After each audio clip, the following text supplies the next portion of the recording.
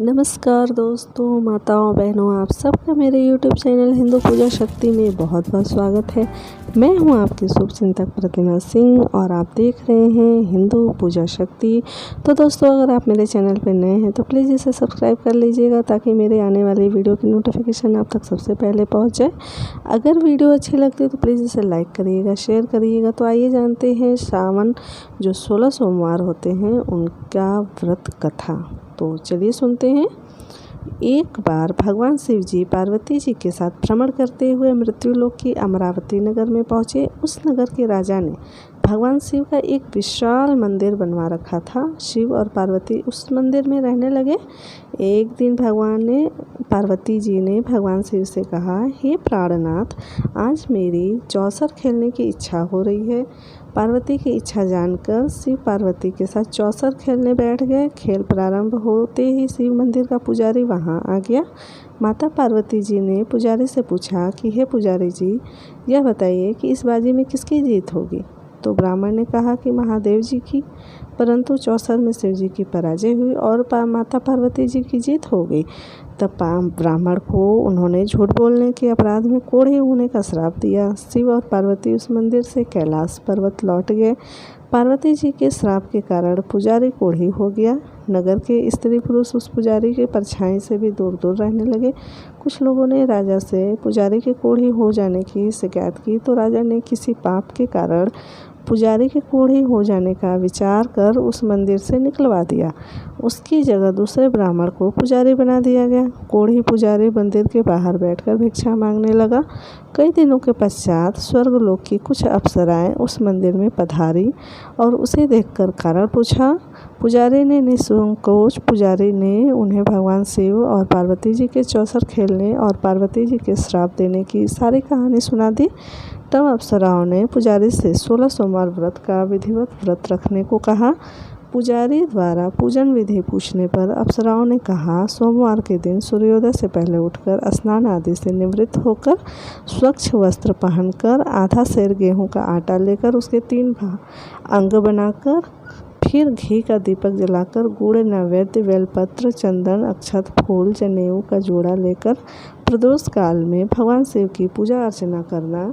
पूजा के बाद 3 अंगों में एक अंग भगवान शिव को अर्पण करना, एक आप ग्रहण करना, शेष 2 अंगों को भगवान का प्रसाद मानकर वहां उपस्थित स्त्री पुरुषों और बच्चों को बांट देना। इस तरह व्रत करते हुए जब 16 सोमवार बीत जाएं तो 17वें सोमवार को 1 पाव आटे की बाटी बनाकर उसमें घी और गुड़ मिलाकर चूरमा बनाना। फिर भगवान शिव को भोग लगाकर वहां उपस्थित स्त्री पुरुष और बच्चों को प्रसाद के रूप में बांट देना। इस तरह 16 सोमवार व्रत करने और व्रत कथा सुनने से भगवान शिव तुम्हारे कोढ़ को नष्ट करके तुम्हारी सभी मनोकामनाएं पूरी कर देंगे। इतना कहकर अप्सराएं स्वर्गलोक को चली गई। पुजारी ने अप्सराओं के कथनानुसार 16 सोमवार का विधिवत व्रत किया। फलस्वरूप भगवान शिव की अनुकंपा से उसका कोढ़ नष्ट हो गया। राजा ने उसे फिर मंदिर का पुजारी बना दिया। वह मंदिर में भगवान शिव की पूजा करता आनंद से जीवन व्यतीत करने लगा। कुछ दिन बाद पुनः पृथ्वी का भ्रमण करते हुए भगवान शिव और पार्वती उस मंदिर में पधारे। स्वस्थ पुजारी को देखकर पार्वती ने आश्चर्य से उसके रोग मुक्त होने का कारण पूछा तो पुजारी ने उन्हें 16 सोमवार व्रत करने की सारी कथा सुनाई। पार्वती जी भी व्रत की बात सुनकर बहुत प्रसन्न हुई और उन्होंने पुजारी जी से इसकी विधि पूछकर स्वयं 16 सोमवार का व्रत प्रारंभ किया। पार्वती जी ने उन दिनों अपने पुत्र कार्तिकेय के नाराज होकर दूर चले जाने से बहुत चिंतित थी और वे कार्तिकेय को लौट आने की अनेक उपाय कर चुकी थी, लेकिन कार्तिकेय लौटकर उनके पास नहीं आ रहे थे। 16 सोमवार का व्रत करते हुए पार्वती ने भगवान शिव से कार्तिकेय के लौटने की मनोकामना की। व्रत समापन के तीसरे दिन सचमुच कार्तिकेय वापस लौट आए। कार्तिकेय ने उन्हें अपने हृदय परिवर्तन के संबंध में पार्वती जी से पूछा, हे माता, आपने ऐसा कौन सा उपाय किया जिससे मेरा क्रोध नष्ट हो गया और मैं वापस आया।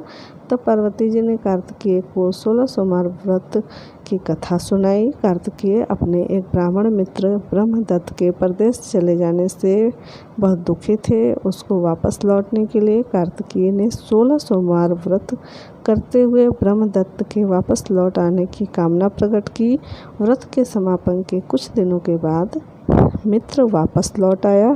ब्राह्मण ने कार्तिकेय से कहा, प्रिय मित्र, तुमने ऐसा कौन सा उपाय किया जिससे परदेश में मेरे विचार एकदम परिवर्तित हो गए और मैं तुम्हारा स्मरण करते हुए लौट आया। कार्तिकेय ने अपने मित्र को भी 16 सोमवार के व्रत की कथा विधि सुनाई। ब्राह्मण मित्र व्रत के बारे में सुनकर बहुत खुश हुआ। उसने भी व्रत किया। 16 सोमवार व्रत का समापन करने के बाद ब्रह्मदत्त विदेश यात्रा पर निकला और वहाँ नगर के राजा हर्षवर्धन की बेटी राजकुमारी गुंजन का स्वयंवर हो रहा था। वहाँ के राजा ने प्रतिज्ञा की थी कि एक हथनी यह माला जिसके गले में डालेगी वह अपनी पुत्री का विवाह उसी से करेगा। ब्राह्मण भी उत्सुकतावश महल में गया।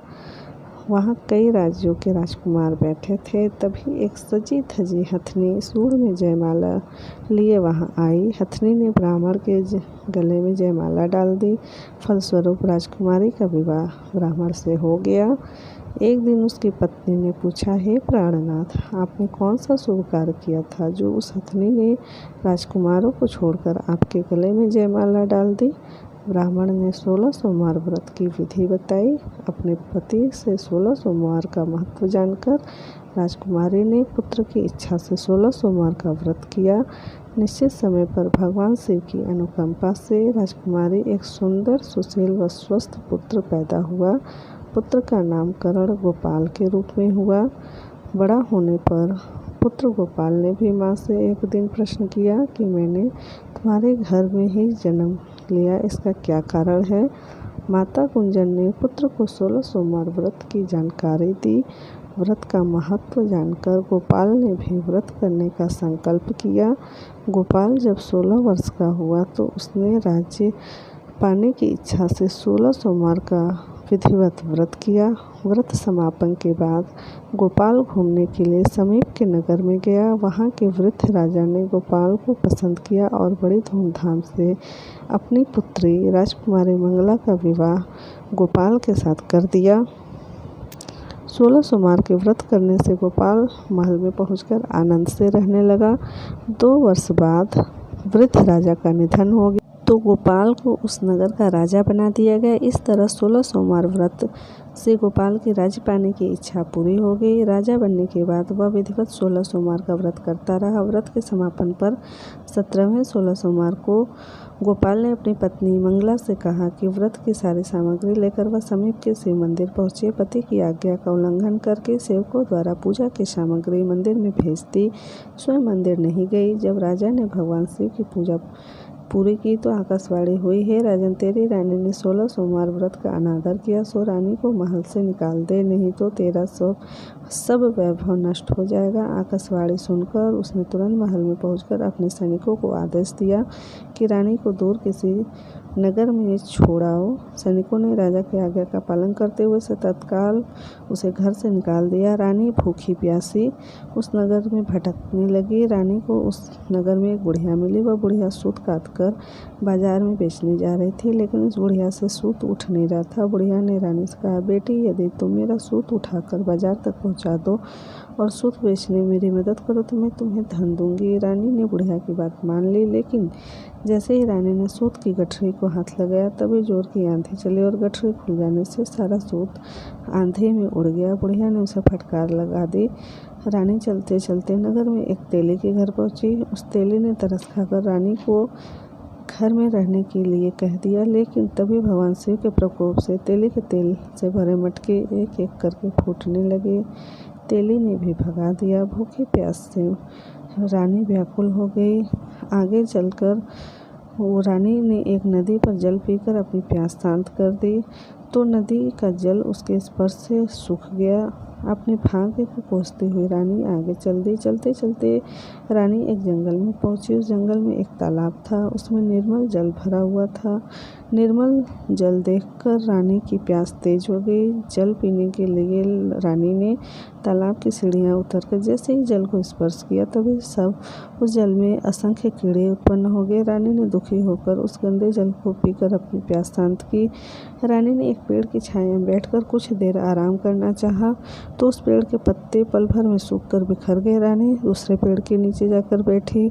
जिस पेड़ के नीचे बैठती वह सूख जाता। वन और सरोवर की यह दशा देखकर वहाँ के ग्वाले बहुत हैरान हुए।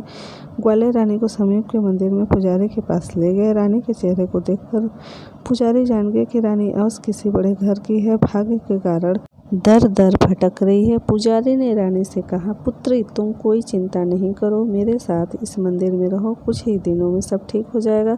पुजारी की बातों से रानी को बहुत सांत्वना मिली। रानी उस मंदिर में रहने लगी। रानी भोजन बनाती तो सब्जी जल जाती, आटे में कीड़े पड़ जाते, जल से बदबू आने लगती। पुजारी भी रानी के दुर्भाग्य से बहुत चिंतित होते हुए बोले, हे पुत्री, अवश्य ही तुमसे कोई अनुचित काम हुए हैं, जिसके कारण देवता तुझसे नाराज हैं और उनकी नाराजगी के कारण ही तुम्हारी यह दशा हुई है। पुजारी की बात सुनकर रानी ने अपने पति के आदेश पर मंदिर न जाकर शिव की पूजा नहीं करने की कथा सुनाई। पुजारी ने कहा, अब तुम कोई चिंता नहीं करो, कल सोमवार है और कल से तुम 16 सोमवार के व्रत करना शुरू कर दो। भगवान शिव अवश्य तुम्हारे दोषों को क्षमा कर देंगे। पुजारी की बात मानकर रानी ने 16 सोमवार के व्रत आरंभ कर दिए। रानी सोमवार का व्रत करके शिव की विधिवत पूजा अर्चना की तथा व्रत कथा सुनने लगी। जब रानी ने 17वें सोमवार को विधिवत व्रत का समापन किया तो उधर उसके पति राजा के मन में रानी के लिए याद आई। राजा ने तुरंत अपने सैनिकों को रानी को ढूंढ कर लाने के लिए भेजा। रानी को ढूंढते हुए सैनिक मंदिर में पहुंचे और रानी से लौटकर चलने के लिए कहा। पुजारी ने सैनिकों से मना कर दिया और सैनिक निराश होकर लौट गए। उन्होंने लौटकर राजा को सारी बात बताई। राजा स्वयं उस मंदिर में पुजारी के पास पहुंचे और रानी को महल से निकाल देने का कारण पुजारी जी से क्षमा मांगी। पुजारी ने राजा से कहा, यह सब भगवान शिव के प्रकोप के कारण हुआ है। इतना कहकर रानी को विदा किया। राजा ने रानी महल में पहुंच गई। महल में बहुत खुशियां मनाई गई, पूरे नगर को सजाया गया। राजा ने ब्राह्मणों को अन्न, वस्त्र और धन का दान दिया। नगर में निर्धनों को वस्त्र बांटे। रानी 16 सोमवार का व्रत करते हुए महल में आनंद पूर्वक रहने लगी। भगवान शिव की अनुकंपा से उनके जीवन में सुख ही सुख भर गए। 16 सोमवार के व्रत करने और कथा सुनने से मनुष्य की सभी मनोकामनाएं पूरी हो जाती हैं और जीवन में किसी तरह की कमी नहीं रहती है। स्त्री पुरुष आनंद पूर्वक जीवन यापन करते हुए मोक्ष को प्राप्त होते हैं। तो दोस्तों, आपको यह कथा कैसी लगी, प्लीज़ हमें कमेंट करके ज़रूर बताइएगा। तो मिलते हैं फिर से एक नए वीडियो में। तब तक के लिए मैं प्रतिमा सिंह आपसे विदा लेती हूँ। ओम नमः शिवाय।